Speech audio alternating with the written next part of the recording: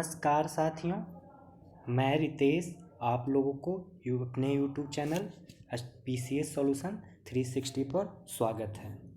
दोस्तों, आज मैं आप लोगों के लिए टेस्ट सीरीज संख्या 1 लेके आया हूँ। ये टेस्ट सीरीज संख्या 1 हाई कोर्ट असिस्टेंट के एग्ज़ाम का प्रैक्टिस सेट संख्या 1 है। जो हाई कोर्ट में असिस्टेंट का एग्ज़ाम होने वाला है 30 अप्रैल को, ये ऑन टाइम हो जाएगा, इसके लिए आप फिक्र मत करें। इसका एग्ज़ाम है 30 अप्रैल को, तो इसी का सेट लेके मैं उपस्थित हुआ हूँ आप लोग के सामने। ये जो मैंने टेस्ट सीरीज लिया है ये कुछ और नहीं, प्लेटफॉर्म जो मार्केट में रुक्मिणी प्रकाशन का जो प्लेटफॉर्म का बुक आता है द प्लेटफॉर्म के नाम से, मैं उसी में से वॉल्यूम 1 बुक से 16 टेस्ट का मतलब कि लेके आया हूँ, जिसमें इसमें टोटल इस बुक से आपको 16 मिलेंगे। 16 टेस्ट सीरीज, सारे टेस्ट सीरीज 100 क्वेश्चन का होगा। ये सारे 100 क्वेश्चन का टेस्ट सीरीज में इसमें बांटा गया है जनरल अवेयरनेस से 25 क्वेश्चन, और फिर इसके बाद मैथ से आपको 25 क्वेश्चन मैथ रीजनिंग के, फिर आपको अंग्रेजी से 25 क्वेश्चन और 15 क्वेश्चन हिंदी से और 10 क्वेश्चन कंप्यूटर से पूछे जाएंगे, और इसी पैटर्न पे होगा। मैं आप लोग को मैथ रीजनिंग का सेक्शन नहीं करवाऊंगा, ये इसे आप लोग खुद से कर लें। बाकी के 75 क्वेश्चन मैं देखें, हम इसका एक्सप्लेनेशन करेंगे, वो भी कंप्लीट तरीके से। ये क्वेश्चन तो करेंगे ही, इस क्वेश्चन से बनने वाले जो नए नए क्वेश्चन हो सकते हैं संभावित, उस क्वेश्चन का भी डिस्कशन करेंगे। तो ये डिस्कशन दोस्तों प्रॉपर होगा, आप लोग बस बैठ के अच्छे से पढ़िए और सुनते रहिए जो मैं यहाँ डिस्कस कर रहा हूँ। तो आइए हम लोग देरी ना करते हुए इस टेस्ट सीरीज 1 को अच्छे से करते हैं। तो पहला क्वेश्चन इसमें कह रहा है कि मीर कासिम ने अपनी राजधानी मुर्शिदाबाद से कहाँ स्थानांतरित की। तो बताइए इसका सही जवाब क्या होगा दोस्तों। इसका जवाब है मुंगेर। मीर कासिम ने अपनी राजधानी मुर्शिदाबाद से मुंगेर में स्थानांतरित किया था। मुंगेर में मीर कासिम ने गोला बारूद निर्माण करने का कारखाना लगाया था। और आपको पता होना चाहिए कि ये जो मीर कासिम है वो 1760 ईस्वी में, ध्यान रखिएगा 1760 ईस्वी में बंगाल का गवर्नर बनता है। और पता है 1760 के बाद 3 साल के बाद यानी 1763 में मीर कासिम को हटा दिया गया और पुनः बंगाल का नवाब जाफर को बनाया गया था। किससे बनाया गया था दोस्तों? मीर जाफर को बनाया गया था। तो इसी के संदर्भ में जो मीर कासिम था वो 1764 को 22 अक्टूबर 1764 को बक्सर का युद्ध करवाया, जिसमें मीर कासिम ने सुजाउद्दौला और शाह आलम द्वितीय के साथ दोस्ती किया और एक संयुक्त सेना मिलकर 22 अक्टूबर 1764 को अंग्रेजी सेना के विरुद्ध युद्ध छेड़ दिया। और अंग्रेज सेना के जो उस वक्त सेनाधिकारी थे वो थे हेक्टर मुनरो। उन्होंने अंग्रेजी सेना का नेतृत्व किया। और इतिहासकारों ने एक्चुअली में मीर जाफर को क्लाइव का लोमड़ी कहा जाता है। अब ये तो मीर कासिम हो गया एक। इसके बाद जो 1763 ईस्वी में मीर कासिम को हटा के जो नवाब बनाया गया मीर जाफर को, उससे रॉबर्ट क्लाइव का लोमड़ी के नाम से जाना जाता है। देखते हैं सेकंड क्वेश्चन। कह रहा है कि प्रशासन के क्षेत्र में चोल राजवंश का मुख्य योगदान था। तो किस चीज़ में योगदान था दोस्तों? तो आपको पता होना चाहिए कि इसका आंसर हो जाएगा एक संगठित स्थानीय स्वशासन से। आपको चोल राजवंश से कुछ फैक्ट्स मैं याद करवा देता हूँ, क्योंकि जब भी चोल राजवंश से पूछा जाएगा आपको हाई कोर्ट में तो कुछ ही फैक्ट्स पूछे जाएंगे। जैसे पूछा जाएगा आपसे कि चोल वंश के जो स्थापना किया थे किसने किया था, तो ध्यान दीजिएगा चोल वंश के संस्थापक थे विजयालय। कौन थे? विजयालय। अच्छा, चोल वंश की राजधानी कहाँ थी? तो तंजौर या तंजावुर के नाम से जाना जाता है। राजधानी कहाँ थी? तो तंजौर, या इसी को तंजावुर कहा जाता है। संगम काल में जब चोलों की राजधानी कहाँ थी? उरैयूर। चोल वंश की 2 राजधानी बनी। एक समान तौर से राजधानी पूछा जाएगा तो बताना है तंजौर या तंजावुर। अगर आपको संगम काल में अगर चोलों की राजधानी पूछा जाए तो बताना है उरैयूर। कहाँ? उरैयूर। इनके ये चोल साम्राज्य हैं जो संगठित स्थानीय स्वशासन के लिए जाने ही जाते हैं और साथ साथ एक शक्तिशाली नौसेना के रूप में भी जाना जाते हैं। एक चोल राजवंश का ही एक शासक हुआ करते थे जिनका नाम था राज प्रथम। क्या नाम था दोस्तों? चोल वंश का एक शासक होते थे राज प्रथम। उन्होंने ही श्रीलंका आक्रमण किया था और श्रीलंका का जो ऊपरी हिस्सा है इसे जीत लिए थे। कौन? राज प्रथम। तो पूछा जाएगा कि श्रीलंका पर विजय प्राप्त करने वाला और श्रीलंका के उत्तरी हिस्सा पे कब्जा करने वाला, आक्रमण करने के बाद चोल वंश के कौन से राजा थे? तो बताना है आपको राज प्रथम। एक और चोल वंश के शासक का आप नाम याद रखेंगे। एक तो राज प्रथम हो गया, एक है प्रांतक वन का। ये भी बहुत ही शक्तिशाली सम्राट थे, प्रांतक वन। इन्होंने उत्तर मरूर अभिलेख में स्थानीय स्वशासन का विस्तार से चर्चा किया गया था।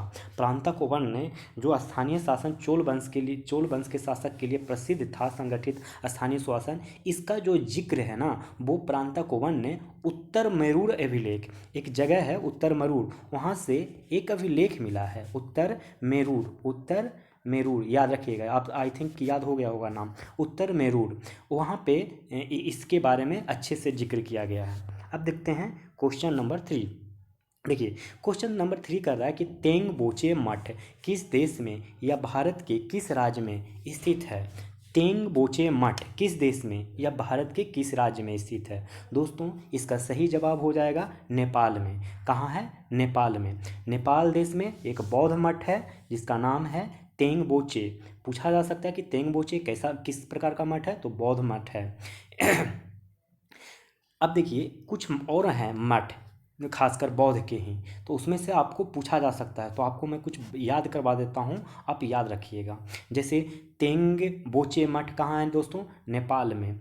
तो देखिए एक ताबो मठ होता है, याद रखिएगा ताबो मठ। अगर पूछे कि ताबो मठ कहाँ है तो आपको बताना है हिमाचल प्रदेश में। कहाँ बताइएगा? हिमाचल प्रदेश में। अब देखिए एक और मठ है जिसका नाम है हेमिश मठ। हेमिश मठ, अगर हेमिश मठ के बारे में पूछा जाए, हेमिश मठ के बारे में पूछा जाए तो आप कहाँ बताइएगा हेमिश मठ को? हेमिश मठ दोस्तों लद्दाख में है। एक ताबो मठ कहाँ हो गया? हिमाचल प्रदेश में। और हेमिश मठ कहाँ हो गया? हेमिश मठ, तो हेमिश मठ लद्दाख में। फिर रूमटेक मठ पूछा जाए, रूमटेक मठ पूछा जाए तो ये कहाँ होगा? ये गंगटोक, यानी सिक्किम की राजधानी गंगटोक है, तो गंगटोक में रूमटेक मठ कहाँ? गंगटोक में। अगर बोधि मंडा पूछा जाए, बोधि मंडा ये भी एक मठ ही है बौद्ध का, तो ये कहाँ है दोस्तों? ये है हमारा अपना बोध गया में। कहाँ? बोध गया में। अगर आपसे पूछ लिया जाए थिकसे मठ, क्या?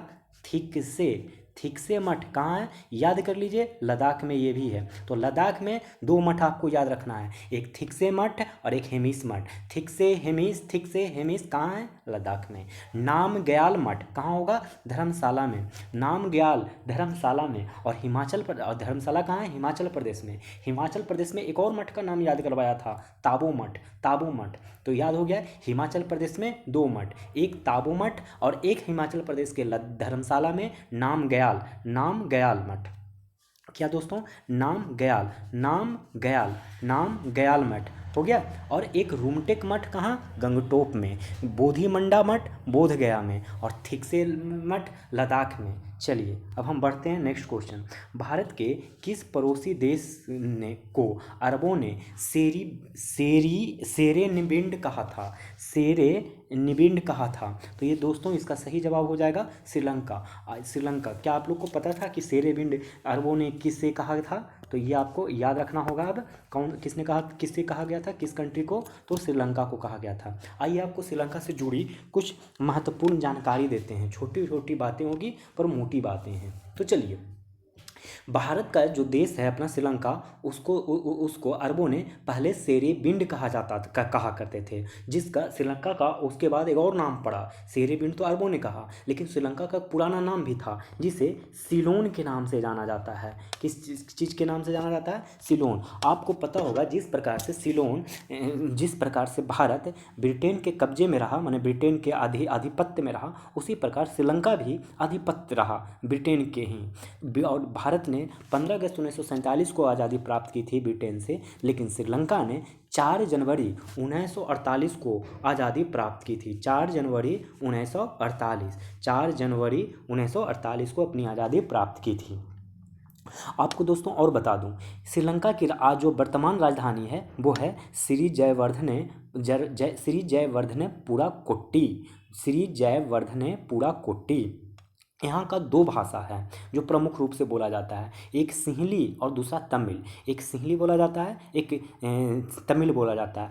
अब 1-2 पॉइंट और आप याद रख लीजिए। श्रीलंका को हिंद महासागर का मोती भी कहा जाता है। श्रीलंका को क्या कहा जाता है दोस्तों? तो हिंद महासागर के मोती कहा जाता है। और पता है आप लोग को श्रीलंका की सबसे लंबी नदी कौन सी है पता है? वहाँ भी गंगा है, लेकिन उस गंगा को वहाँ के लोग महाबली गंगा बोलते हैं। महाबली गंगा बोलते हैं। तो महाबली गंगा ये श्रीलंका की सबसे बड़ी नदी है। अब आपसे पूछा जाता है कि विश्व जल दिवस कब मनाया जाता है? तो आपका आंसर होगा 22 मार्च को। 22 मार्च को विश्व जल दिवस कब मनाया जाता है? 22 मार्च को। अब कुछ और डेट आप याद रख लीजिए, क्योंकि डेट से बहुत प्रश्न पूछे जाते हैं। वो प्रश्न है कि 15 मार्च को क्या मनाया जाता है, और आपको बताना है 20 मार्च को क्या मनाया जाता है, फिर बताना आपको 24 मार्च को क्या मनाया जाता है, फिर आपको बताना है 27 मार्च को क्या मनाया जाता है। तो देखिए 15 मार्च को मनाया जाता है विश्व उपभोक्ता अधिकार दिवस। 15 मार्च को क्या मनाया जाता है? तो विश्व उपभोक्ता अधिकार दिवस। और 20 मार्च को कब क्या मनाया जाता है? तो विश्व गौरैया दिवस। विश्व गौरैया दिवस कब मनाया जाता है? 20 मार्च को। विश्व रंगमंच दिवस 27 मार्च को मनाया जाता है। रंगमंच, विश्व रंगमंच दिवस कब मनाया जाता है? तो 27 मार्च को विश्व रंगमंच दिवस मनाया जाता है। और विश्व टीवी दिवस 24 मार्च को। विश्व टीवी दिवस कब मनाया जाता है? तो 24 मार्च को। 15 मार्च को उपभोक्ता अधिकार दिवस, विश्व उपभोक्ता अधिकार दिवस। 20 मार्च को विश्व गौरैया दिवस। 24 मार्च को विश्व टीवी दिवस। और 27 मार्च को विश्व रंगमंच दिवस मनाया जाता है। देखते हैं 7 नंबर क्वेश्चन। अध्यक्ष और उपाध्यक्ष की अनुपस्थिति में उनका कार्य करता है। कौन कार्य करता है दोस्तों? तो उसका कार्य सदन के वरिष्ठतम सदस्य करते हैं। सदन के वरिष्ठतम सदस्य करते हैं। अगर आप संसद में अध्यक्ष और उपाध्यक्ष एब्सेंट हों तो उसके जगह पर उस सदन में जो भी वरिष्ठतम सदस्य होंगे वही उनका कार्यभार संभालेंगे। भारतीय संविधान का जो अनुच्छेद 93 है ना, 93, उसमें लोकसभा के अध्यक्ष और उपाध्यक्ष का उल्लेख किया गया है। पूछा जाएगा आपसे कि भारतीय संविधान के किस अनुच्छेद में लोकसभा के अध्यक्ष और उपाध्यक्ष का पद का उल्लेख है? तो आपको बताना है अनुच्छेद संख्या 93। अब देखिए, लोकसभा के नियमों के अंतर्गत अध्यक्ष सदस्यों में से 10 को सभापति तालिका के लिए नामांकित करता है। ठीक है। अब आपको बताता हूँ एक और आर्टिकल आप यहाँ पे याद कर लीजिए। 93 आर्टिकल तो याद कर लिए कि लोकसभा के लिए अध्यक्ष और उपाध्यक्ष के लिए बात किया गया है। एक है आर्टिकल संख्या 89। इसमें बात किया गया है कि राज्यसभा के सभापति और उपसभापति का उल्लेख है। तो 93 उससे 4 कम 89 में राज्यसभा का अध्यक्ष, सभापति और उपसभापति के बारे में बात किया गया है। तो 93 में लोकसभा। नेक्स्ट क्वेश्चन, किसी राज्य में राज्यपाल की नियुक्ति किस संविधान के तहत होती है? किस संविधान के अनुच्छेद के तहत होती है? तो सही जवाब होगा 155 के तहत। 55 के तहत, अनुच्छेद 155 में राज्यपाल की नियुक्ति की जाती है किसी भी राज्य में। देखिए, राज्यपाल असल में ना केंद्र सरकार का एक प्रतिनिधि होता है, केंद्र सरकार का, जो कि किसी भी राज्य का राज्यपाल कार्यपालिका का प्रमुख होता है। तो आपको ये याद रखना होगा। राज्यपाल से मैं आपको कुछ और चीज़ें याद करा देता हूँ, कुछ आर्टिकल्स। जैसे 155 तो आपको याद हो गया कि किसी राज्य में राज्यपाल की नियुक्ति के लिए से संदर्भ में है। और 153 में किसकी बात किया गया है? आर्टिकल संख्या संविधान में पद का कि राज्यपाल कोई राज्य का राज्यपाल होगा, ऐसा उल्लेख 153 आर्टिकल में किया गया है। और 155 में किया गया है राज्यपाल की नियुक्ति। और 156 में किया गया है कि राज्यपाल का पदावधि से संबंधित, माने कितने वर्ष तक रहेंगे, जो 156 में माने कार्यकाल के बारे में कि कितने पदावधि तक रहेंगे। और राज्यपाल के नियुक्त होने के लिए जो शर्तें हैं जो उल्लेख किया गया है 157 में, राज्यपाल की नियुक्ति करने के में कौन से मतलब अनुच्छेद का प्रयोग किया गया है, तो 157 और 61 अनुच्छेद में राज्यपाल के शपथ ग्रहण से संबंधित है और 61 में राज्यपाल के क्षमादान से संबंधित प्रावधान है। देखिए, मैं जल्दी से राज्यपाल से रिलेटेड बहुत सारे फैक्ट्स याद करवा देता हूँ। आपको पता होगा कि राज्यपाल केंद्र सरकार का प्रतिनिधि होता है राज्यों में, ठीक है, और केंद्र और राज्यपाल जो होता है राज्य कार्यपालिका का प्रमुख होता है। 155 आर्टिकल में आप लोग को याद हो गया होगा कि राज्यपाल की नियुक्ति से संबंधित है। और 153 में आप याद रख लीजिए कि राज्यपाल पद का उल्लेख किया गया है। 156 याद रख लीजिए कि राज्यपाल के पदावधि, ध्यान से सुनिएगा, पदावधि से के लिए बात किया गया है 156 आर्टिकल में। फिर बात किया जाता है कि 157 में किस के लिए बात किया गया, तो राज्यपाल की नियुक्ति होने के लिए जो शर्तें होगा ना उसके लिए 157 में बात किया गया है। अब 2 आर्टिकल और याद रख लीजिए, 159 161। 61 में हो गया क्षमादान की शक्ति करने का और राज्यपाल के शपथ ग्रहण ओथ दिया जाएगा 159 के तहत। देखेंगे नेक्स्ट क्वेश्चन। अब ये बहुत ही इंपॉर्टेंट सवाल है, जरा सुनिएगा ध्यान से। कह रहा है कि भारतीय आर्थिक इतिहास के संदर्भ में निम्नलिखित को उनकी स्थापना के अनुसार कालानुक्रमिक क्रम में व्यवस्थित करें और सही कूट का चयन करें। अगर आप लोग को ये सारे का डेट याद रहेगा कि स्थापना वर्ष कब हुआ था तो आसानी से आप बना सकते हैं इस सवाल को। तो सबसे पहले मैं आपको बताता हूँ कि IR ये जो भी है DAI इसकी स्थापना 1919 में हुआ, 1999 में हुआ था। सेबी की स्थापना अगर आपसे पूछे सेबी की तो आप बताइएगा 1988 में स्थापना हुआ था। और नाबार्ड का स्थापना अगर कोई पूछे आपसे तो बताइएगा 82 में हुआ था। और अगर आपसे क्षेत्रीय ग्रामीण बैंक का पूछे तो 75 में हुआ था, 1975। बाकी आप अरेंज कर लेंगे और अरेंज करके आपको पता चल गया 3421। लेकिन मैं यहाँ आप लोग को ऐसे बहुत सारे इंस्टीट्यूशन का बताने जा रहा हूँ कि और यहीं पे आप याद कर लीजिए, क्योंकि यहाँ से कोई ना कोई एक क्वेश्चन पूछा जाता है और ऐसे आपको 9 हम याद करवा देते हैं। 4 तो यहाँ याद करवा दिया, 5 और। देखिए, सबसे पहले आप RBI के बारे में याद रखिए। सबसे बड़ा बैंक है, माने बिहार का सेंट्रल बैंक है।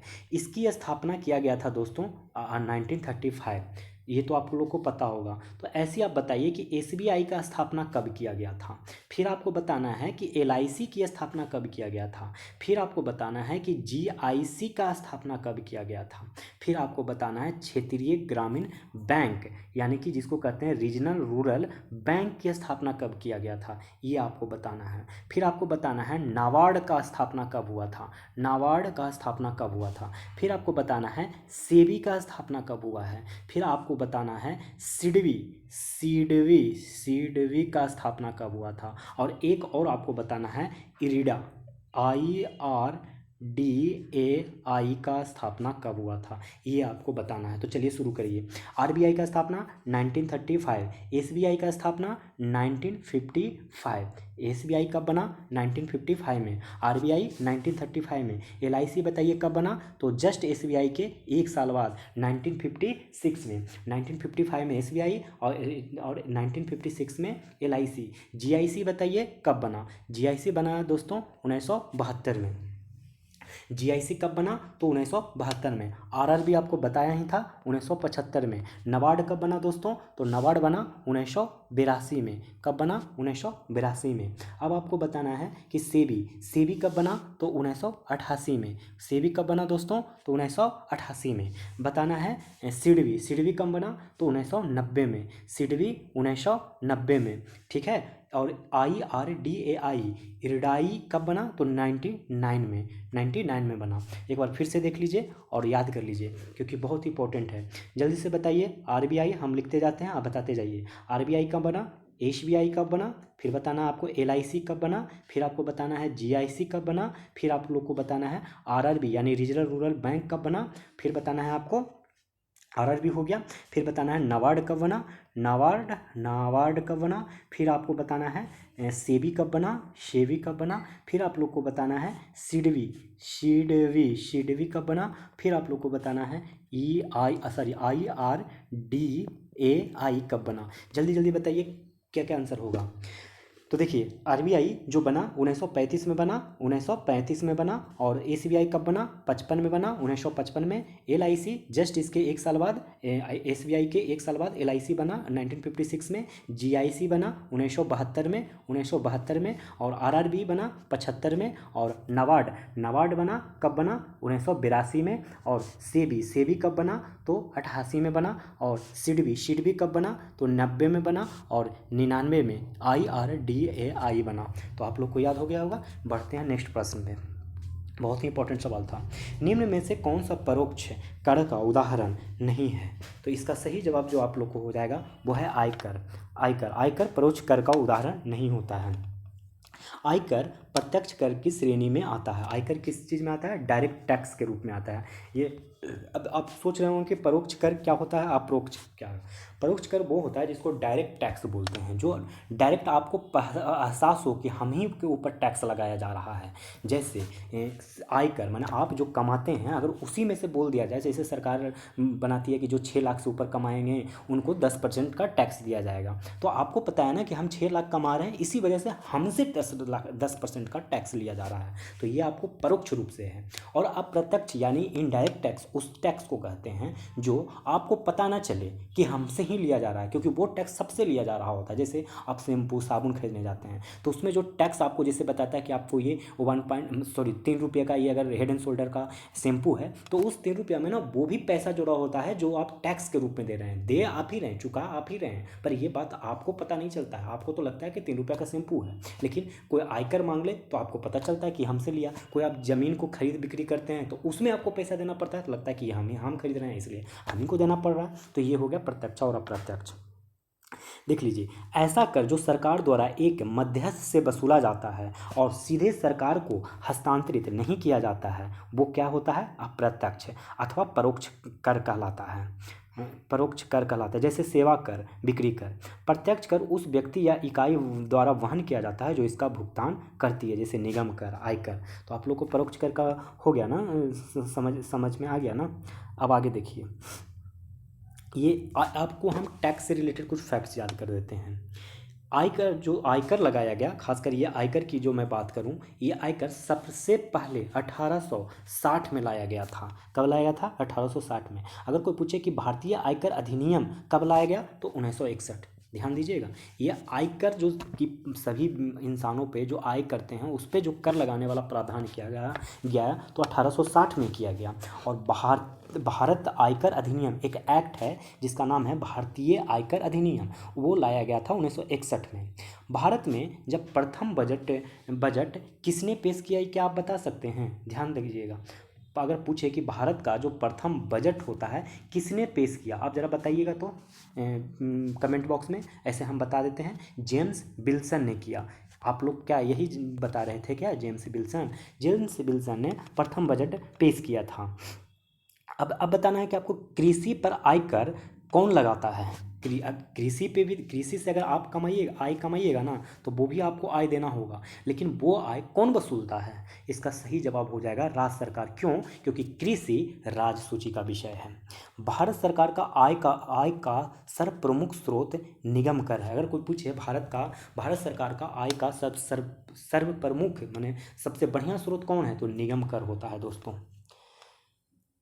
इसी निगम कर को कंपनी कर भी कहते हैं। जो कंपनी कर है ना, इसी को निगम कर कहते हैं। जो कंपनियां जितना कमाएगी उतना ही टैक्स सरकार को पे करेगा, और ये सबसे ज़्यादा पे किया जाता है। अच्छा, आपको बताना है कि आर्टिकल संविधान का हमारा जो आर्टिकल संख्या 270 है किसके संबंध से रिलेटेड है? इसका संबंध ही आयकर से है। आयकर माने इनकम टैक्स से है। कोई पूछे इंडियन कॉन्स्टिट्यूशन में आयकर का अनुच्छेद कौन सा है, तो आपको बताना है 270। अब देखिए, आपको अगला सवाल की तरफ लेके चलता हूँ। बहुत ही इंपॉर्टेंट सवाल करंट अफेयर से है कि शून्य कार्बन उत्सर्जन प्राप्त करने की प्रतिबद्धता भारत ने, सरकार ने किस वर्ष तक किया है? आप लोग को बहुत अच्छे से पता है, 2070।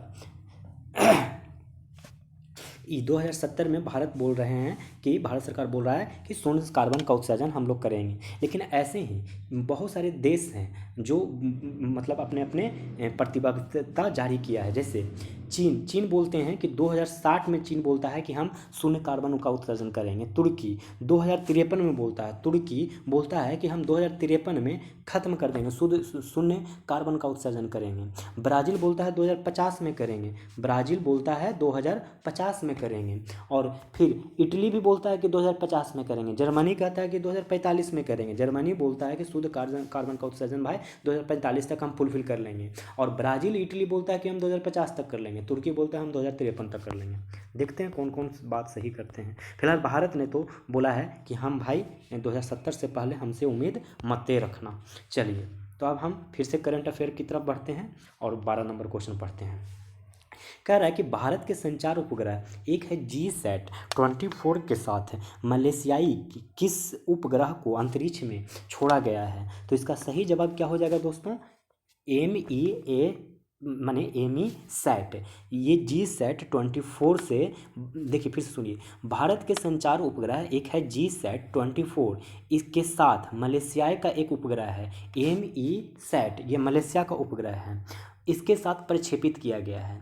GSAT-24 एक 24 KU बैंड संचार उपग्रह है, ठीक है। और इसे छोड़ा कहाँ से गया था? तो ये 22 जून 2022 को फ्रेंच गुयाना से अंतरिक्ष में भेजा गया था। हम लोग पढ़ेंगे अब नेक्स्ट क्वेश्चन। श्वेत प्रकाश की एक किरण कांच के प्रिज्म पर आपतित होती है। वह प्रकाश वर्ण जो कांच के प्रिज्म से गुजरने पर अधिकतम विचलित होता है, वो कौन होता है दोस्तों? तो इसका सही जवाब क्या हो जाएगा? इसका सही जवाब बैंगनी हो जाएगा। फिर से सुनिए क्वेश्चन। श्वेत प्रकाश है, एक किरण प्रिज्म पर आपतित होती है। देखिए, ये प्रिज्म पर आपतित होती है। वह प्रकाश वर्ण जो कांच के प्रिज्म से गुजरने पर अधिकतम विचलित होती है, तो ये बैंगनी। तो आपको पता होगा कि टोटल ये, सॉरी मैं फिर से फिगर ड्रॉ कर देता हूँ तो शायद आपको समझ में आएगा। ये एक प्रिज्म है दोस्तों, इस प्रिज्म से श्वेत प्रकाश की किरण को गुजारना है तो अपवर्तन होगा, और अपवर्तन के बाद टोटल 7 कलरों में टूट जाएगा। और कैसे कैसे कलर में? तो विव ज्योर कलर में टूट जाएगा। तो देखिए, जो सबसे ज़्यादा विचलित होगा इसमें से वायलेट कलर यानी बैंगनी कलर विचलित होगा, और सबसे कम विचलित होगा और रेड, जिसमें अगर तरंगदैर्घ्य की बात करें तो सबसे ज़्यादा तरंगदैर्घ्य रेड का होगा और वायलेट का सबसे कम तरंगदैर्घ्य होगा। यहाँ से 2 तरीके 4 तरीके के प्रश्न बनेंगे, वो चारों तरीके को माइंड में सेट कर लीजिए। फिर से मैं बताता हूँ, अब देख लीजिएगा। मैं लिखता हूँ विबज्योर, इससे आपको तो पता चल गया कि 7 कलर में निकलेगा श्वेत प्रकाश जब प्रिज्म से होकर गुजरेगी। तो क्वेश्चन कर रहा है कि अधिकतम विचलित माने डेविएशन कौन करता है? तो आंसर हो गया विबज्योर। पूछेगा कि कौन सबसे कम डेविएशन करता है? तो बताइएगा रेड। कोई पूछेगा कि वेवलेंथ सबसे ज़्यादा किसका होगा? तो बताना है रेड। इसलिए ग्रीन सिग्नल वगैरह, मतलब जो सिग्नल वगैरह होता है जो रोड पर ट्रैफिक के लिए, उस इस्तेमाल किया जाता है रेड का, रोकने के लिए। ट्रेन वगैरह रेलगाड़ी में देखते होंगे कि इस्तेमाल किया जाता है रेड। और अगर सबसे कम वेवलेंथ पूछा जाए तो वायलेट। आई थिंक कि हो गया होगा आप लोग को। देखते हैं अगला क्वेश्चन।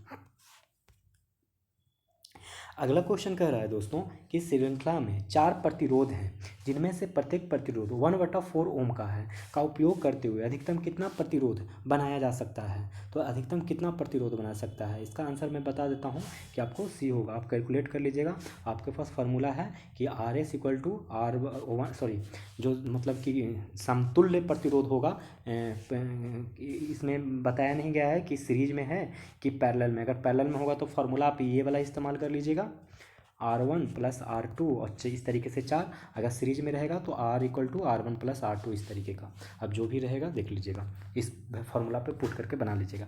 पूछा जाता है आपसे कि जर्मन सिल्वर एक मिश्र धातु, आपको तो पता ही होगा कि जर्मन सिल्वर किस प्रकार का धातु है? तो मिश्र धातु है। इसमें पूछ रहा है कि किस किस का संघटक है, इसमें कौन से कंस्टिट्यूएंट्स हैं? तो आपको इसका सही जवाब मिल जाएगा, कॉपर, जिंक और निकेल का है। कॉपर, जिंक और निकेल का है। सुनिए अब ध्यान से, मैं कुछ चीज़ें आपको याद करवाता हूँ। बहुत सारे मिश्र धातु को 6-7 मिश्र धातु को याद करा दो। जर्मन सिल्वर फिलहाल आप याद रखिए कि कॉपर, जिंक और निकेल से बना होता है। ये जर्मन सिल्वर हो गया। अब आपको मैं बताता हूँ कि पीतल किस किस चीज़ से बना होता है। पीतल तो आपको याद रखना होगा कॉपर, जिंक। किस से बना होता है? कॉपर, जिंक से। कांसा, कोई पूछे बताइए कि कांसा किस किस चीज़ से बना होता है, तो आपको बताना है कॉपर और टिन से। कॉपर और टिन से। ध्यान दीजिएगा, पीतल कॉपर जिंक, कांसा कॉपर टिन। टांका पूछे कि टांका बताइए किस चीज़ से बना होता है, तो आप बताएंगे कि सीसा जिसको बोलते हैं पीबी और एसेन जिसको बोलते हैं टीन, माने सीसा और टीन को मिला दीजिएगा तो टांका बनेगा। कांसा कॉपर और टीन को मिला देने से, पीतल कॉपर जिंक को मिला देने से, टांका पीबी और एसेन को मिला देने से।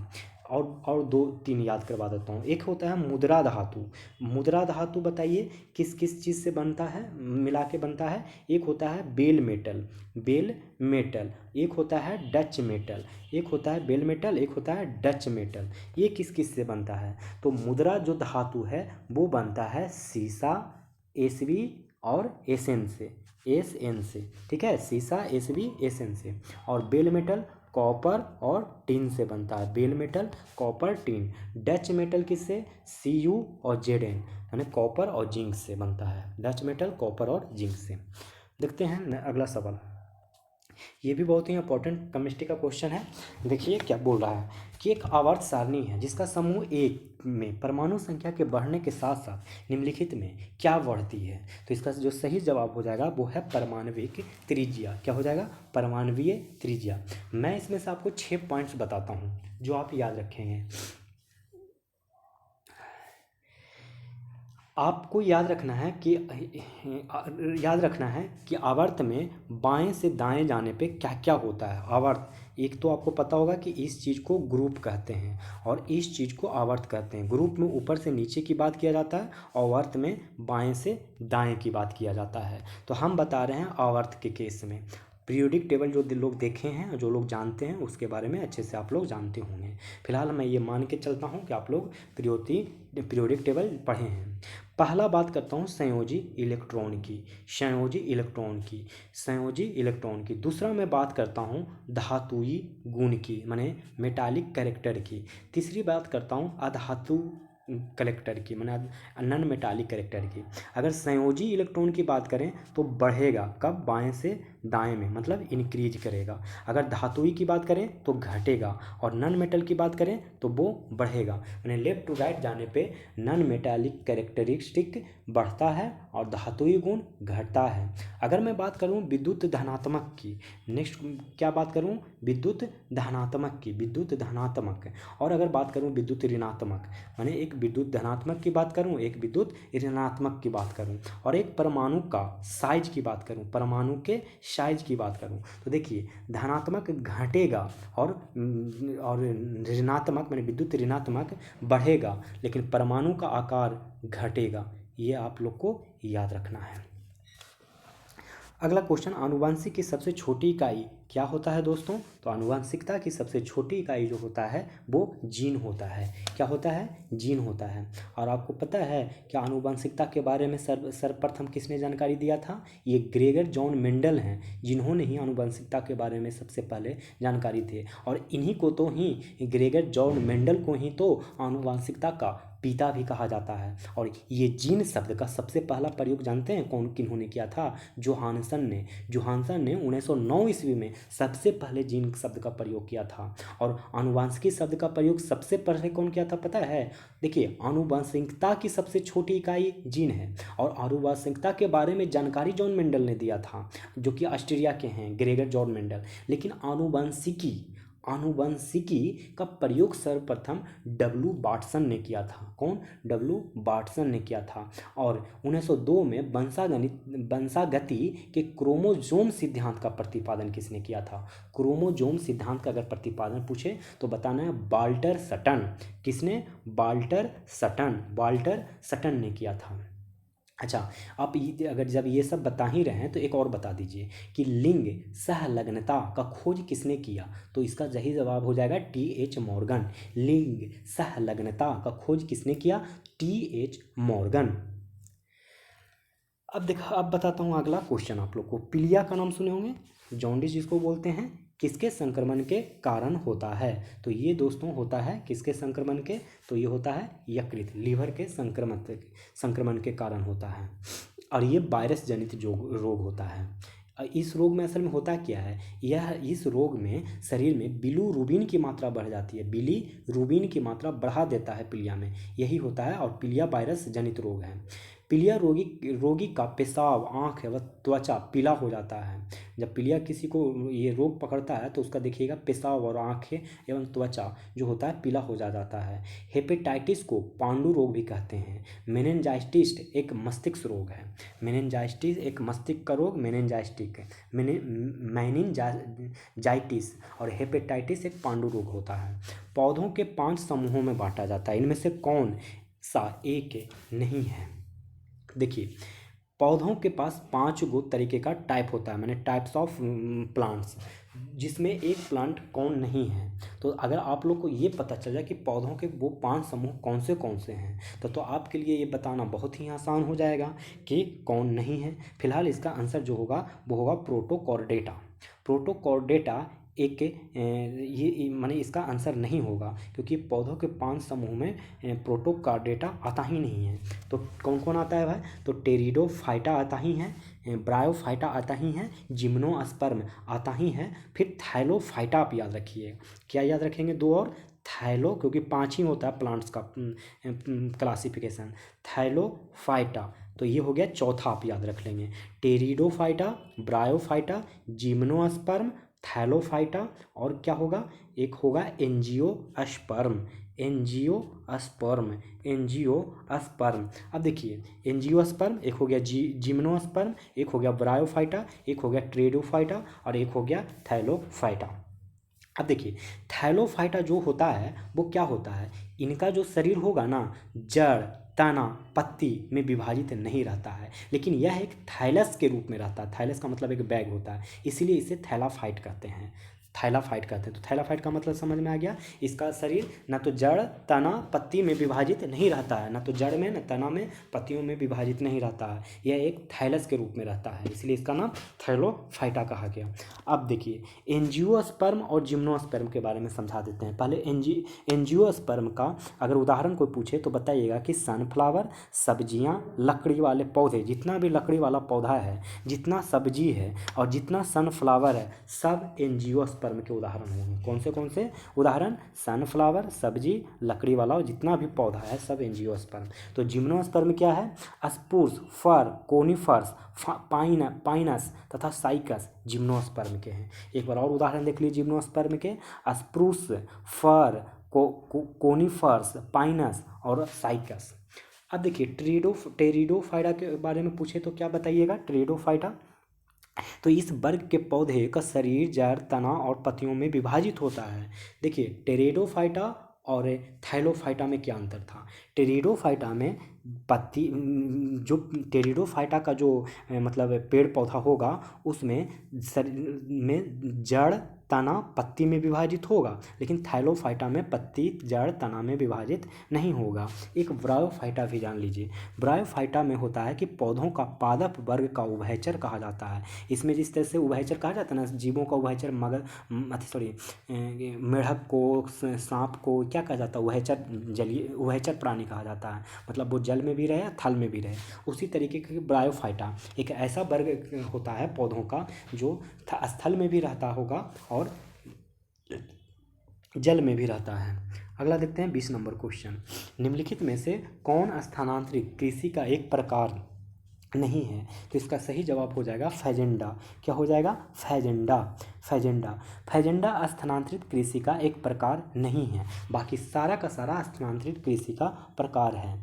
ब्राज़ील में कहवा के बागान को ही फैजेंडा कहा जाता है। असल में फैजेंडा कहाँ पाया जाता है? तो ब्राज़ील में। और ब्राज़ील में किसको कहा जाता है? तो कहवा का बागान को फैजेंडा कहा जाता है। और ये कहवा का उत्पादन में सबसे अग्रणी देश कौन से हैं? तो आपको पता होना चाहिए कि ब्राज़ील है, फिर Colombia, Ecuador. Brazil, Colombia, Ecuador कहवा उत्पादन में अग्रणी है। यहाँ की लाल मिट्टी कहवा की खेती है, और कहवा की खेती के लिए जो सबसे उपयुक्त मिट्टी होता है वो लाल मिट्टी होता है, जिसको टेरा रोसा भी कहा जाता है। एक और कहवा से याद रखिए, कहवा एक्चुअली में कॉफ़ी को कहा जाता है। सैंटोस बंदरगाह को कॉफ़ी बंदरगाह के रूप में भी जाता जाता है। एक बंदरगाह है जिसका नाम है सैंटोस। क्या नाम है? सैंटोस।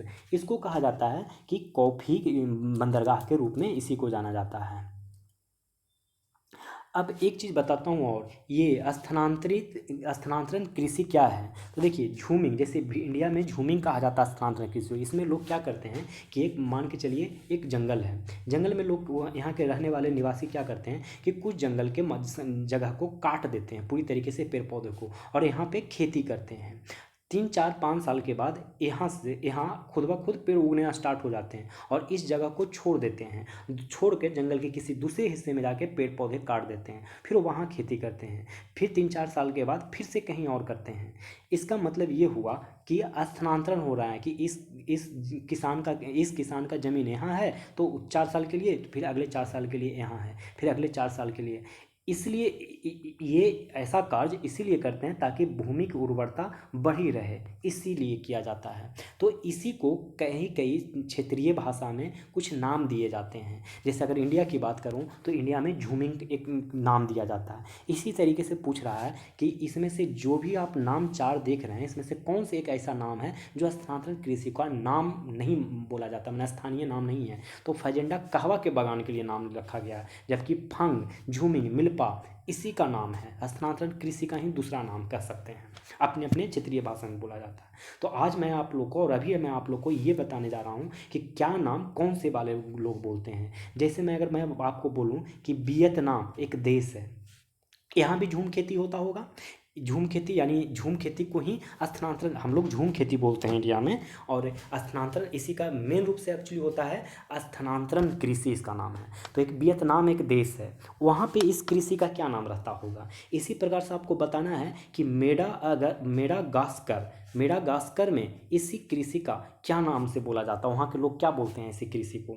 फिर पश्चिमी अफ्रीका के बारे में बताना है, पश्चिमी अफ्रीका में भी इसी प्रकार की खेती होता है, तो वहाँ पे क्या नाम बोला जाता है। फिर आपको बताना है कि मैक्सिको, अपने मैक्सिको एक देश का नाम सुने होंगे जिसका राजधानी है मैक्सिको सिटी, तो मैक्सिको में से क्या किस नाम से बोला जाता है। फिलहाल 4 बताइए, फिर और पूछूंगा। देखिए, वियतनाम में इसे रे के नाम से जाना जाता है। रे मैंने स्थानांतरण कृषि को ही रे, वियतनाम में सब लोग बोलते हैं कि चलो रे कृषि करते हैं। इसी प्रकार से मेडागास्कर में ताबी बोलते हैं। मेडागास्कर में क्या बोलते हैं दोस्तों? ताबी बोलते हैं। और लोगन बोलते हैं पश्चिमी अफ्रीका में, क्या बोलते हैं? लोगन। लोगन क्या बोलते हैं? पश्चिमी अफ्रीका में। फिर मैक्सिको में बोला जाता है कोमिल। क्या बोला जाता है? कोमिल। कोमिल बोला जाता है, कोमिल। तो वियतनाम में रे, मेडागास्कर में ताबी, पश्चिम अफ्रीका में लोगन, पश्चिम अफ्रीका में लोगन, और मैक्सिको में कोमिल बोला जाता है, कोमिल। आपको और 4 5 पूछता हूँ, बताइएगा। एक जगह है जिसका नाम है वेनेजुएला। वेनेजुएला के बारे में आप लोग अच्छे से जानते होंगे। वेनेजुएला में क्या बोला जाता है ये बताना है। ब्राज़ील में क्या बोला जाता है ये भी बता दीजिए। लगे हाँ, श्रीलंका में क्या बोला जाता है ये भी बता दीजिए। इंडोनेशिया में भी भाई जो स्थानांतरित कृषि होती है, यहाँ पे क्या बोला जाता है ये भी बता दीजिए। तो वेनेजुएला में जो आप लोग को बोला जाता है उसको बोला जाता है कोनुको। क्या बोला जाता है? कोनुको। ब्राज़ील में क्या बोला जाता है? रोका बोला जाता है। श्रीलंका में चेना बोला जाता है। और लादांग इंडोनेशिया में बोला जाता है। लादांग क्या बोला जाता है? कहाँ बोला जाता है? लादांग इंडोनेशिया में। वेनेजुएला में कोनुको बोला जाता है, ब्राज़ील में रोका, श्रीलंका में चेना बोला जाता है, और लादांग ये इंडोनेशिया में बोला जाता है। एक और आप लोग याद कर लीजिए, मिल्पा कहाँ बोला जाता है स्थानांतरित कृषि को? मिल्पा को कहाँ कहाँ बोला जाता है? ये बोला जाता है मैक्सिको में भी। जो युकाटन प्रायद्वीप है, युकाटन प्रायद्वीप में 2 देश आते हैं, एक तो मैक्सिको खुद हो गया, एक ग्वालेमाला हो गया। ग्वालेमाला और मैक्सिको में जो कि युकाटन प्रायद्वीप का भाग है, वहाँ पे इसी कृषि को मिल्पा कृषि बोला जाता है। कविता संग्रह गोल्डन थ्रेशोल्ड के रचयिता कौन है? तो इसका सही जवाब हो जाएगा गोल्डन थ्रेड के सरोजनी नायडू। कौन हो जाएंगे? सरोजनी नायडू। सरोजनी नायडू का कुछ और भी किताब है, जैसे the broken wings, the bird of time, ये सब पुस्तक सरोजनी नायडू ने ही लिखे थे। सरोजनी नायडू का और दो किताब क्या लिखना है, एक तो खुद गोल्डन थ्रोसेल्ड हो गया, broken wings, the word of time. और इन्हीं को अगर थोड़ा सा और जाने सरोजनी नायडू के बारे में, तो इनको भारत का कोकिला के नाम से जाना जाता है। चलिए अब अगला, इस मोहम्मद इकबाल के बारे में जान लीजिए। ये बहुत ही फेवरेट क्वेश्चन है, बीपीएससी में पूछा गया है। सारे जहाँ से अच्छा हिंदुस्तान हमारा, इस गीत के जो लेखक थे मोहम्मद इकबाल ही रहे थे। बिहार का वह जिला जिसने 2011 की जनगणना के अनुसार सबसे अधिक जनसंख्या वृद्धि दर्ज की है, तो किसने? तो मधेपुरा ने। बिहार का वह जिला जिसने 2011 की जनगणना के अनुसार सबसे अधिक जनसंख्या वृद्धि दर्ज की है, मधेपुरा। बिहार का पहला रामसर स्थल कांवड़ ताल निम्नलिखित में से किस जिले में स्थित है? तो ये बहुत ही आसान क्वेश्चन है, बेगूसराय। कहाँ? बेगूसराय। अगला सवाल,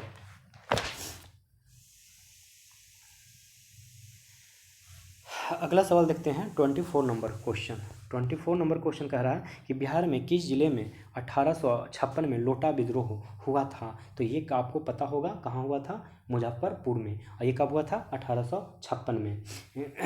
एक्चुअली हुआ क्या था कि मुजफ्फरपुर के जेल में बंद कैदी जो थे, वो पीतल के लोटे पुनः देने के लिए लोटा विद्रोह किया था।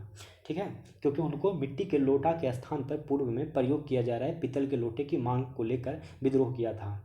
चलिए अगला सवाल देखेंगे तो 25 नंबर का देख लीजिए कि क्रिकेट टूर्नामेंट ईरानी कप 2022 का खिताब किसने जीता है? तो ये जीता है शेष भारत ने। किसने जीता है? शेष भारत ने। किसको हरा के? सौराष्ट्र को हरा के ये जीता है। और 2022 में जीता था मुंबई को हराकर अपना पहला रणजी ट्रॉफी मध्य प्रदेश ने जीता था। क्रिकेट का टूर्नामेंट है ईरानी कप, जिसने शेष भारत ने जीता है सौराष्ट्र को हरा के। और 2022 में ही मुंबई को हरा के रणजी ट्रॉफी जीता है मध्य प्रदेश ने। ठीक है, याद हो गया। अब 26 नंबर से देखिएगा, मैथ के क्वेश्चन है। मैथ के क्वेश्चन दोस्तों बहुत ही इजी होता है, तो आप लोग इसे ना खुद से एक बार बना लीजिएगा इस बुक को खरीद के। मैं आपको बाकी सबका डिस्कशन करवा देता हूँ मैथ और रीजनिंग से। तो आपको हम क्वेश्चन नंबर 51 से लेकर चलते हैं, क्योंकि 26 से 50 तक मैथ होंगे और यहाँ से जनरल इंग्लिश स्टार्ट हो जाता है। तो मैं अब यहाँ से आप लोग को कुछ डिस्कशन करवाते चलता हूँ, वो तो छोटे छोटे डिस्कशंस हैं।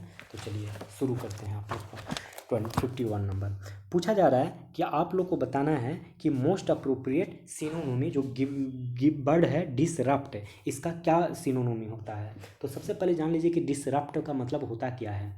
डिसरप्ट का मतलब होता है तितर बितर कर देना, यानी तितर बितर करना।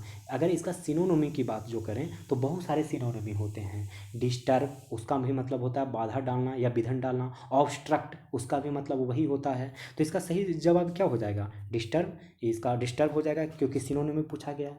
लेकिन आप लोग को डिस्कस का भी मतलब जान लेना है हिंदी में क्या होता है। तो बहस होता है, बातचीत करना होता है। डिस्कस करना माने बहस कर लेना, तो उसको भी डिस्कस किया जाता है, कहा जाता है। किसी बात पे बातचीत करना होता है, उसको भी डिस्कस बोला जाता है। फिर है डिसएग्री। डिसएग्री का मतलब होता है एग्री। एग्री का मतलब होता है सहमत होना, और डिस जहाँ लग जाए वहाँ उसका मतलब होता है असहमत होना। तो डिसएग्री का मतलब असहमत होना। डिसग्रेस, डिसग्रेस क्या होता है दोस्तों? ये कलंकित करना या लज्जित होना। आप कहीं किसी पार्टी उटी में जाते हैं और आपको कपड़े पे कुछ मतलब सब्जी का ग्रेवी गिर जाए तो आप लज्जित हो जाइएगा, कलंकित टाइप का हो जाएगा। या किसी पे गिरा दीजिए तो वो कलंकित करना हो गया, उसी को डिसग्रेस का इस्तेमाल किया जाता है।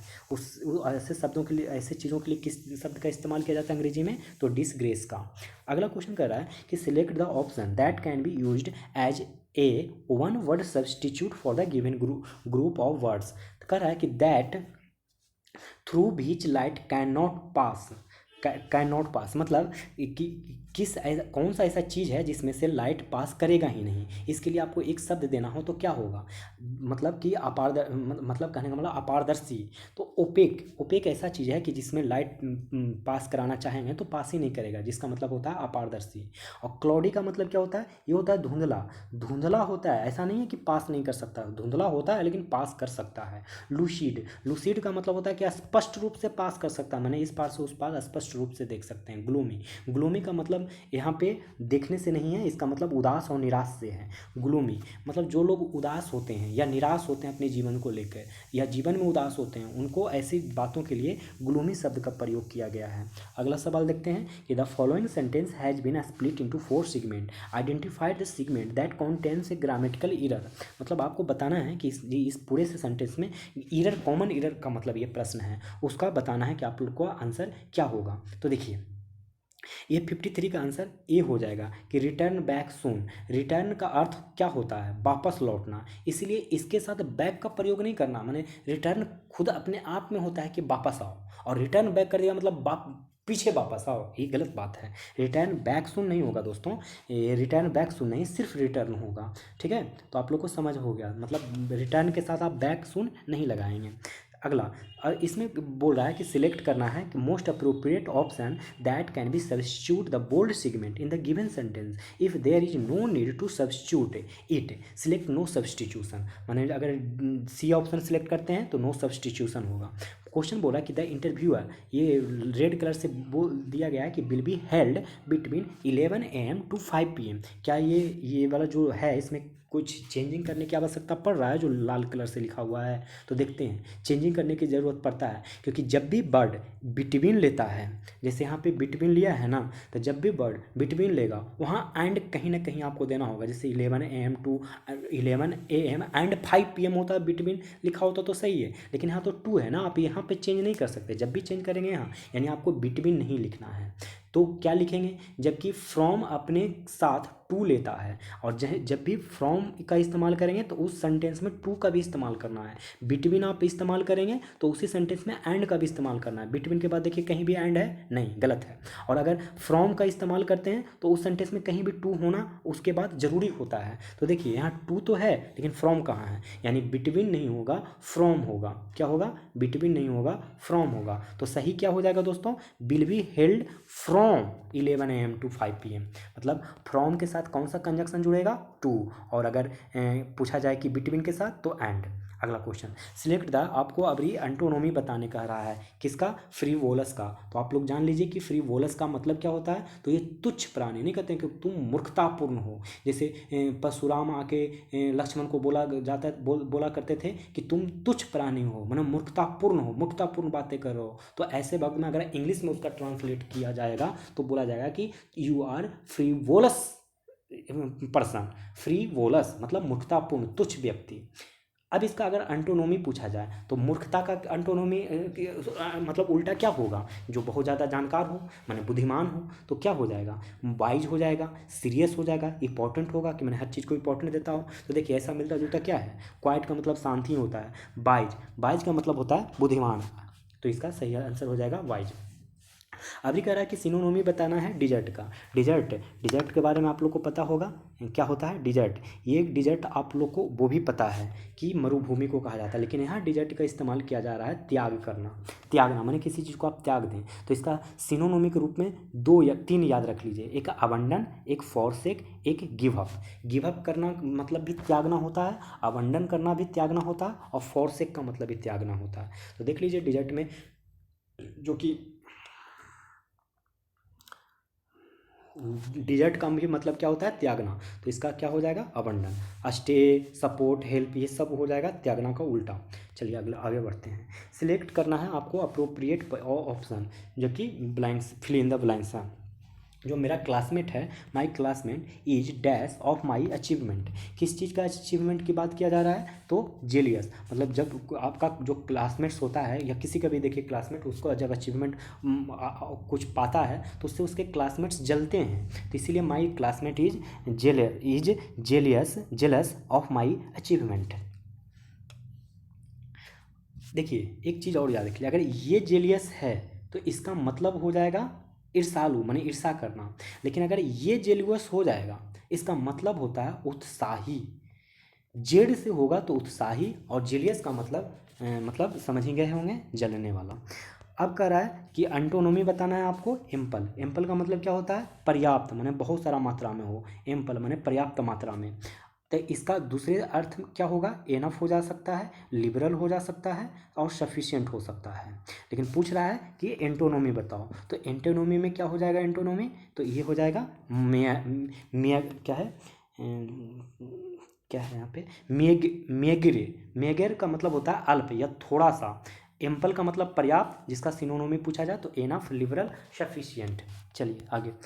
अब इनकरेक्टली स्पेल्ड वर्ड पूछ रहा है कि क्या होगा, तो देखिए सक्सेसफुल ये गलत लिखा हुआ है, ये सही नहीं है। बाकी डेफिनेशन सही लिखा हुआ है, कंटिन्यूसली सही लिखा हुआ है और स्ट्रेटजी सही लिखा हुआ है। तो सक्सेसफुल का ओरिजिनल स्पेलिंग क्या होगा, तो देखिए स्ट्रेटजी का मतलब पहले जान लीजिए, रणनीति होता है, डेफिनेशन परिभाषा होता है, कंटिन्यूअस लगातार होता है। तो सक्सेसफुल का स्पेलिंग जान लीजिए क्या होता है, तो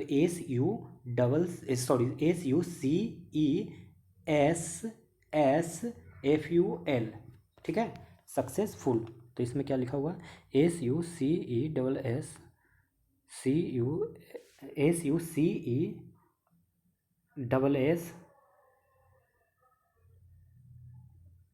हाँ ये वाला गलत लिखा हुआ है, यहाँ एक सी नहीं डबल सी होगा, SUCCESSFUL हो जाएगा, ठीक है। आगे, select the most appropriate word meaning in the given idiom. एक कोल्ड फिश, एक कोल्ड फिश का मतलब क्या होता है दोस्तों, तो एक कोल्ड फिश का मतलब होता है कि अनइमोशनल पर्सन, एक ऐसा पर्सन जो अनइमोशनल हो, उसको कुछ नहीं होता। तो कोल्ड फिश का मतलब होता है someone who seems unfriendly and who does not share their feelings, इसका मीनिंग होता है। तो इसका सही जवाब हो जाएगा अनइमोशनल पर्सन।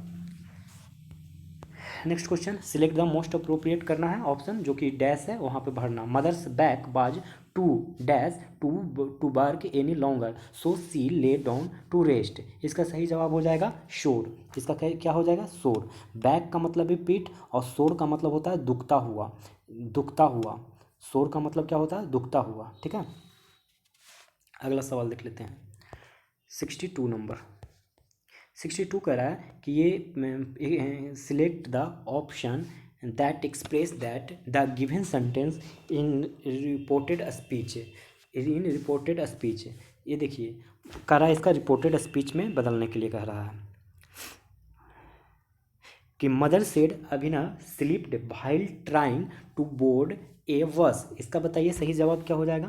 तो इसका सही जवाब हो जाएगा दोस्तों डी ऑप्शन, कि mother said that Abhinav had slipped while trying to board a bus. चलिए नेक्स्ट सवाल देखते हैं, select the option that can be used as a one word substitute for the given group of word. A solemn promise क्या होता है, इसका अर्थ होता है गंभीर या वादा। ए सोलेमन प्रोमिस का मतलब होता है गंभीर या गंभीर वादा। तो इसका सही जवाब क्या हो जाएगा दोस्तों, प्लीड्स। प्लीड्स का भी मतलब वही होता है। अगर इसको सेंटेंस में फॉर्मेशन करेंगे तो कैसे करेंगे कि it was solemn promise of our election manifesto, और किसके द्वारा किया जाता है मैनिफेस्टो में, लीडर्स के द्वारा। Next question, select the most appropriate meaning of the given idiom vanish into the air. Vanish into the air, vanish into the air का मतलब होता है कि अचानक गायब हो जाना, अचानक गायब, वैनिश इनटू द एयर। ये होता है डिसअपीयर कंप्लीटली, उसका भी मतलब होता है अचानक गायब हो जाना। तो 64 का ए। फिर से इनकरेक्टली स्पेल्ड वर्ड पूछ रहा है कि कौन सा होगा। इसका सही जवाब हो जाएगा दोस्तों डिक्शनरी। डिक्शनरी का जो स्पेलिंग होता है वो होता है DICTIONRY,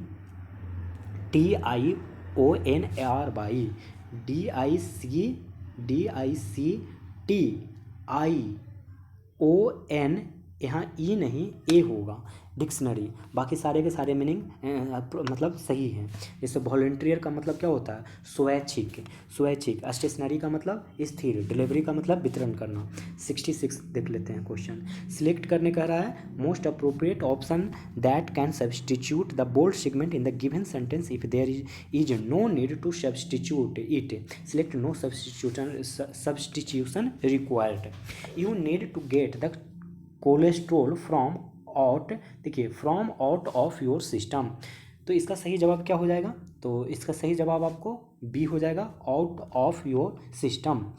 दो प्रीपोजिशन के साथ प्रयोग करना गलत है, सभी सिर्फ आउट ऑफ योर सिस्टम होना चाहिए, आउट ऑफ योर सिस्टम। यहाँ फ्रॉम भी इस्तेमाल कर दिया गया है और ऑफ भी इस्तेमाल कर दिया गया है, जो कि गलत है, ठीक है। तो आप लोग को समझ में आ गया होगा। 67 में हम बढ़ें, select the option that will improve the bold segment in the given sentence. In case no improvement is needed, select no improvement. देखिए क्वेश्चन कर रहा है कि it is wise to ensure one's home on fire. बताइए इसका सही जवाब क्या हो जाएगा? इसका सही जवाब हो जाएगा दोस्तों अगेंस्ट।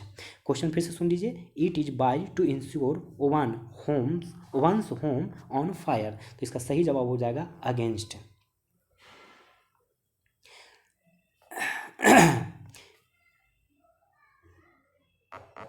अगला सवाल देखते हैं। The following sentence has been split into 4 segment, identified that segment that contains a grammatical error. फिर से कॉमन एरर का प्रश्न है, पूछ रहा है I saw home children playing happily below the shade of a tree. तो क्या होगा इसका सही जवाब? इसका सही जवाब दोस्तों हो जाएगा बिलो द शेड। क्या हो जाएगा? Below the shade. ये नहीं होगा। बिलो का प्रयोग किसी व्यक्ति वस्तु से निचले स्तर के अर्थ में प्रयोग किया जाता है।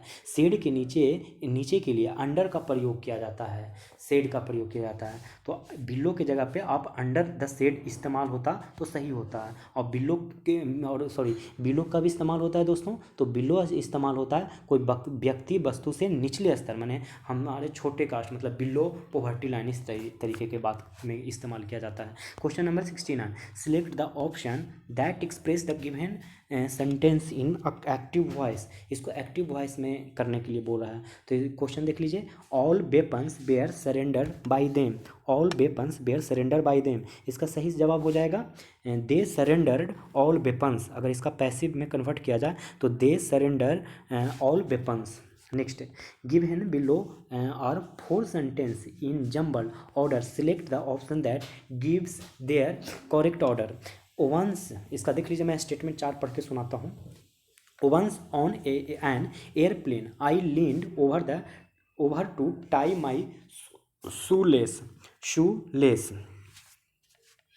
देखिए next,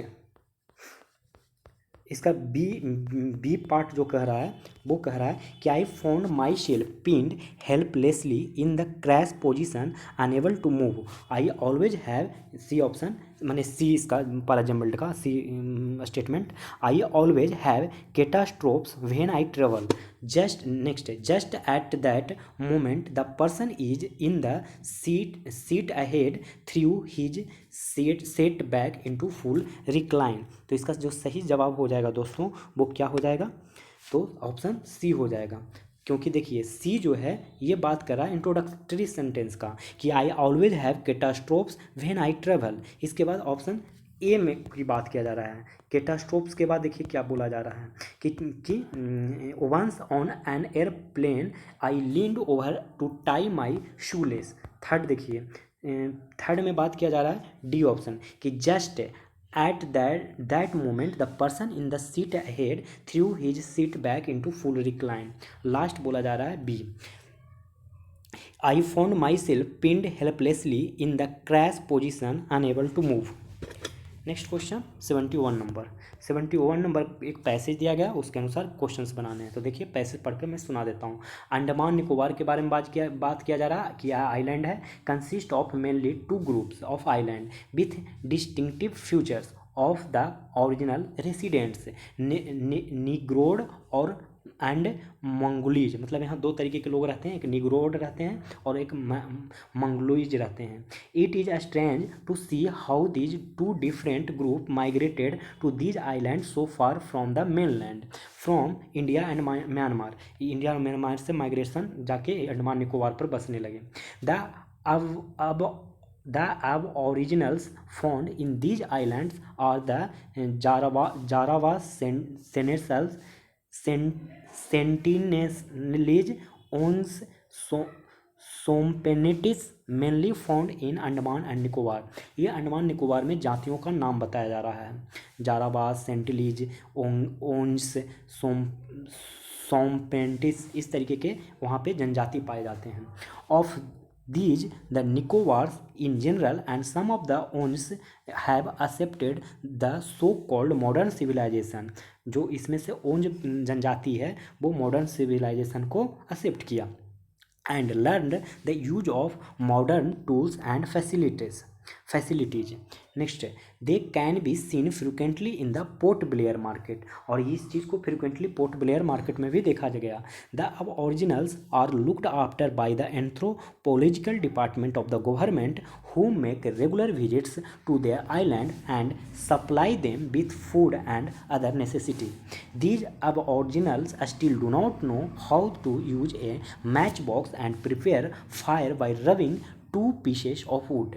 They also do not know the use of cloth.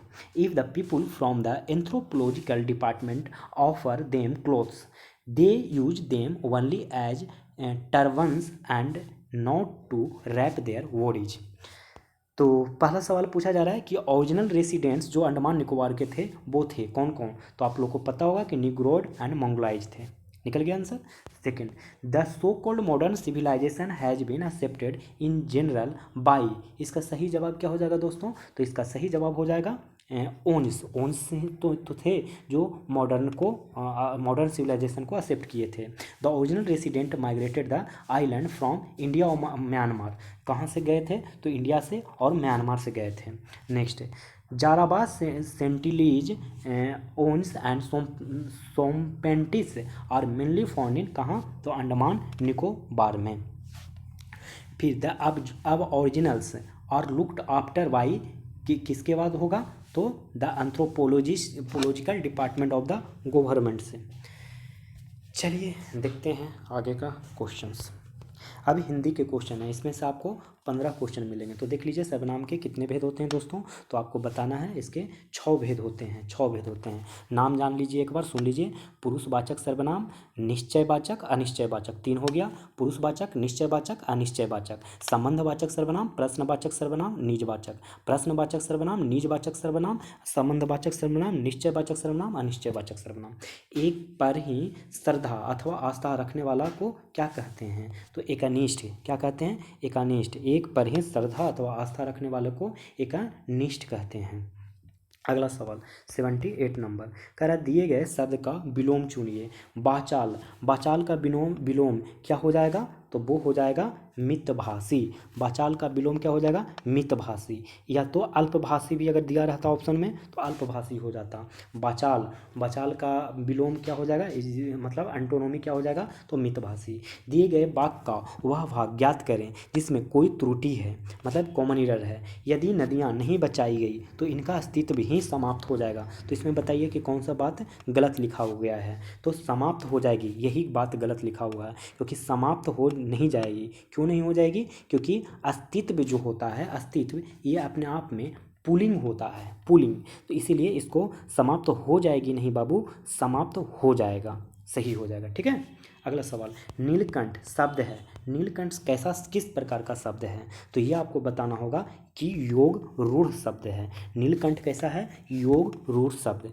वे शब्द जो यौगिक तो होते हैं परंतु जिसका अर्थ है रूढ़, विशेष, माने ये रूढ़ का मतलब होता है कोई विशेष अर्थ हो जाता है, योग रूढ़ शब्द कहलाते हैं। ये समान अर्थों के अर्थ को प्रकट न कर किसी विशेष अर्थ को प्रकट करते हैं। जैसे नीलकंठ है, तो नीलकंठ का मतलब कोई मतलब निकल रहा है, लेकिन इसका पहले से मान्यता प्राप्त है, इसका अर्थ है। जैसे नील, जिसका नीलकंठ हो, जिसका कंठ नील हो, उसको कहा जाता है शिव जी को। जिसका लंब हो उधर, ये सब मैं बता रहा हूँ योग रूढ़ के उदाहरण, कि जैसे नीलकंठ योग रूढ़ हो गया, लंबोदर ये भी हो गया योग रूढ़। फिर अगर कोई पूछे राजपुत्र, वो भी क्या हो गया, यौगिक। और यौगिक क्या होता है, वो ऐसे शब्द होते हैं जो 2 या 2 से अधिक सार्थक शब्दों के खंड से बनते हैं। जैसे पुत्र, राजपुत्र, राजयोग, माने राजा का पुत्र, ये राजा एक अलग हुआ, उसका पुत्र एक अलग हुआ। अब सदाचार में कौन सी संधि है जो बताना है आपको, तो इसमें व्यंजन संधि है। कौन सी संधि है, व्यंजन संधि है। सदाचार का संधि विच्छेद अगर कोई पूछे तो बताइएगा सत्य, और सत्य ऐसे लिखा जाएगा, और प्लस आचार, आचार, सत्य, तो हो गया सदाचार, इसमें व्यंजन संधि आएगा। विज्ञान शब्द में प्रयुक्त उपसर्ग, उपसर्ग क्या होता है विज्ञान शब्द में, तो विज्ञान शब्द में उपसर्ग का मतलब जो पहले लगा हो, पहले क्या लगा हुआ है, बी लगा हुआ है। ठीक है, विज्ञान। अब देखिए सही बर्तनी वाले शब्द माने इसमें मिस स्पेल्ड वाला माने सही स्पेलिंग किसमें लिखा हुआ है, इसका तटस्थ ये है, ये सब गलत है, तटस्थ सही है। जो बहुत मंद गति से कार्य करता हो उसके लिए इनमें से उपयुक्त शब्द कौन सा है। जो बहुत धीमे धीमे मतलब कार्य करता हो उसको क्या कहेंगे, तो उसको कहा जाता है मंथर। मंथर मंथर को कहा जाता है जो बहुत मंद गति से काम करता हो, ठीक है। और जिस तक ना पहुंच सके उसे अगम्य कहते हैं, अगम्य। अगम्य अगर पूछे अगम जिस तक ना पहुंचा, जैसे जैसे आप सूर्य तक नहीं पहुंच सकते हैं तो उसको अगम्य कहा जाता है। जो अच्छा बोलेगा ना उसको कहा जाता है सुवक्ता। सुवक्ता किसको कहा जाता है, जो अच्छा बोलता है। आशा से अधिक, आशातीत, जो आशा से आप अधिक किसी पे भरोसा करिए तो उसको आशातीत बोलते हैं।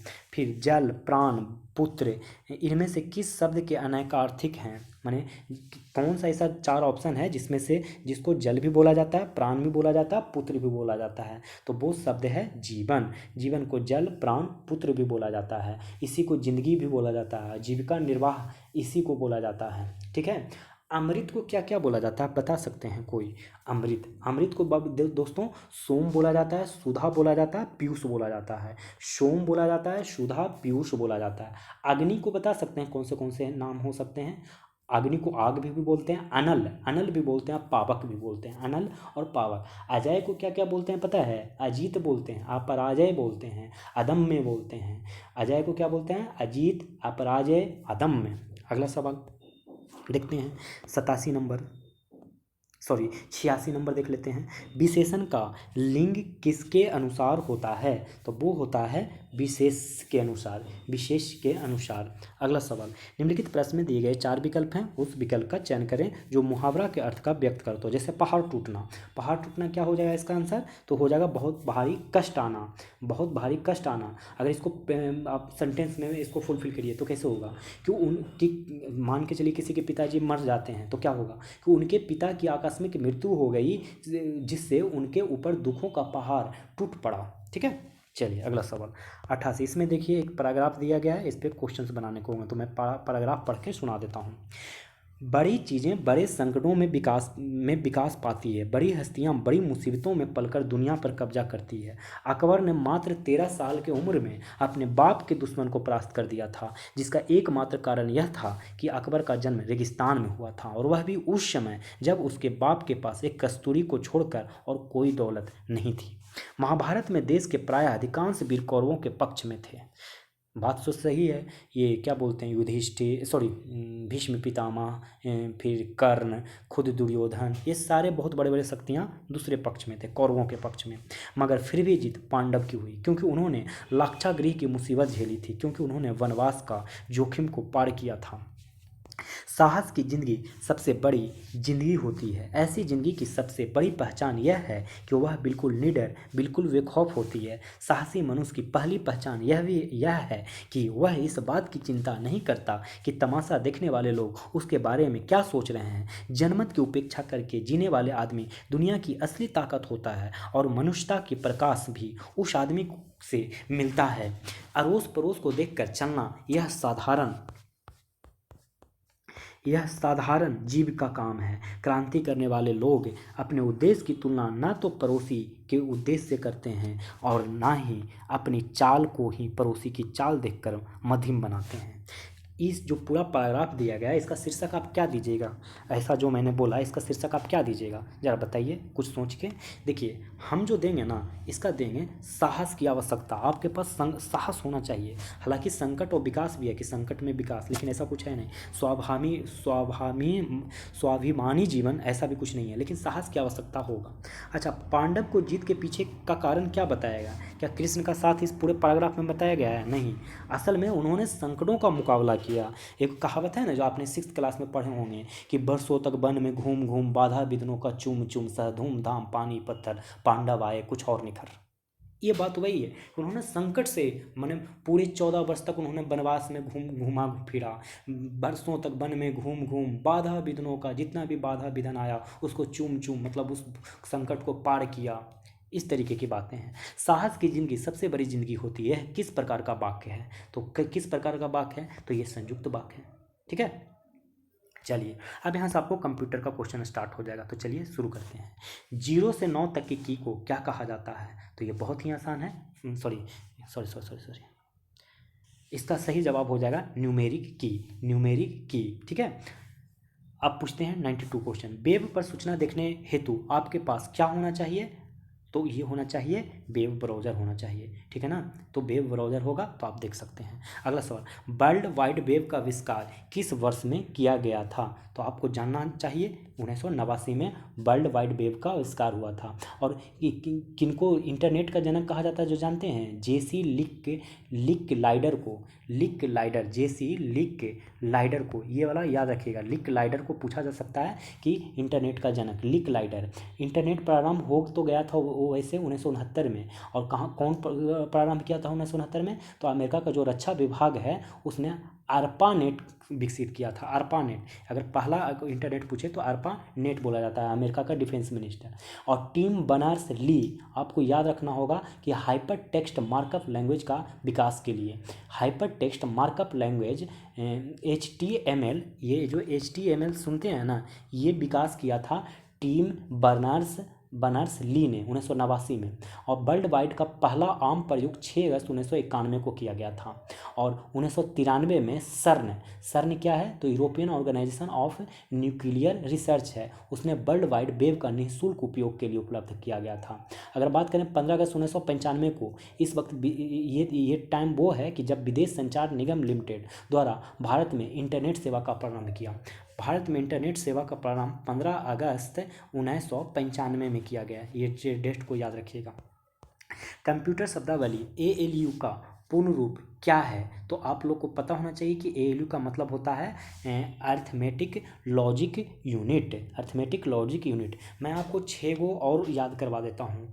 आपको बताइए पहले, सबसे पहले कि ADSL का क्या होगा फुल फॉर्म, फिर बताइए AGP का क्या होगा फुल फॉर्म, फिर बताइए AMD का क्या होगा फुल फॉर्म, फिर बताइए ARPANET का क्या होगा फुल फॉर्म, ARPANET का क्या होगा फुल फॉर्म, फिर बताइए ATM का क्या होगा फुल फॉर्म, ATM, फिर आप लोग को बताना है ASCII का फुल फॉर्म क्या होगा। देखिए ADSL का पूछे तो एसिमेट्रिक डिजिटल सब्सक्राइबर लाइन, फिर से सुन लीजिए, एसिमेट्रिक डिजिटल सब्सक्राइबर लाइन।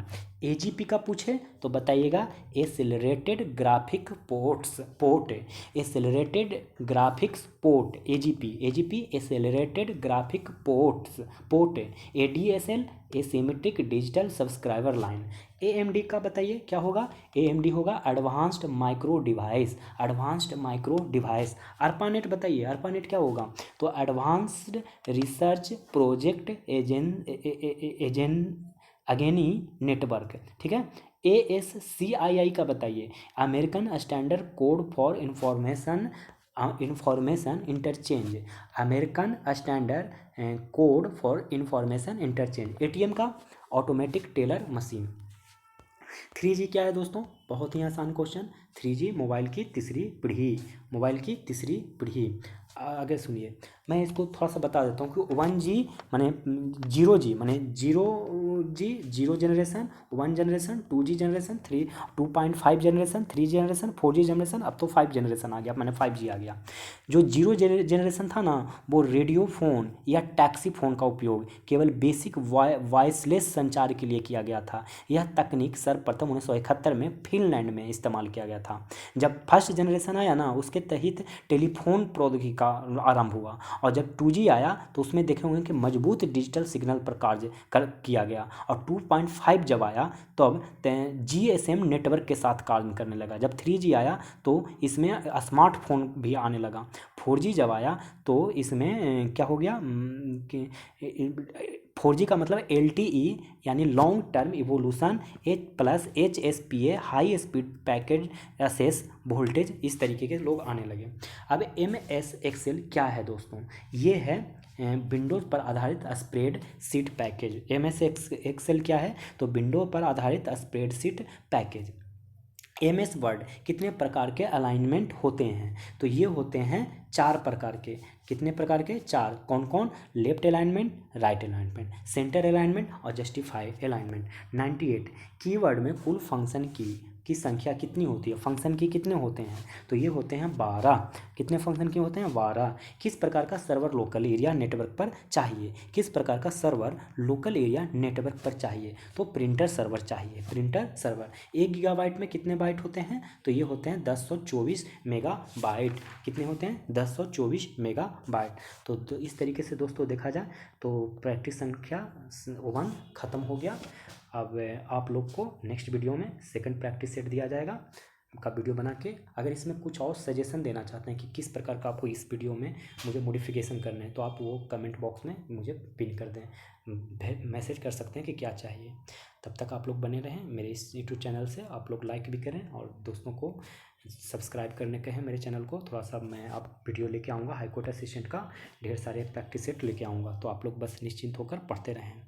और बहुत ही आसान एग्ज़ाम होता है पर कट ऑफ थोड़ा हाई जाता है, तो आप लोग थोड़ा संभल के एग्ज़ाम्स दीजिएगा और अच्छे से पढ़िए। तो धन्यवाद आप लोग को।